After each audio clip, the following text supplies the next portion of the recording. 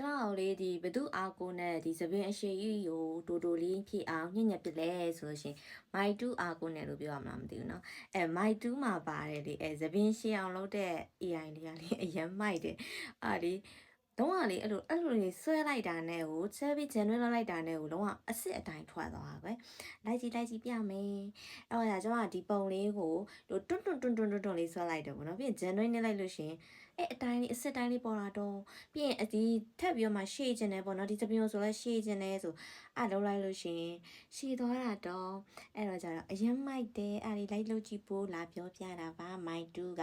သူကတခြား AI နေလည်းအများကြီးရှင်နော် AI agent ဆိုတာကြီးလည်းပါတယ် AI agent ဆိုလို့ရှိရင်အမှ AI ပုံတွေထုတ်လို့ရတယ်ပုံတွေပြင်လို့ရတယ်အဲ့ဒီလည်းမစိုးမိုက်တယ်ပေါ့နော်အဲ့တော့မိုက်တူကဈေးလဲအရင်မကြည့်ဘူးတခြား AI နေလို့လေအဲ့တော့ကျတော့ဈေးသက်တာလေးနဲ့သုံးလို့ကောင်းတယ်အားကြောင့်လာပြောပြတာပါအဲ့တော့ကျတော့ my 2သုံးချင်တယ်ဆိုလို့ရှိရင်ဒီ Telegram က Premium ACC နဲ့လဲဆိုရအကောင့်မှာလာဝယ်လဲရတယ်เนาะအခြားသူတွေစီဝယ်လဲရတယ်เนาะကျွန်မဒီတိုင်းပဲပြပြတာ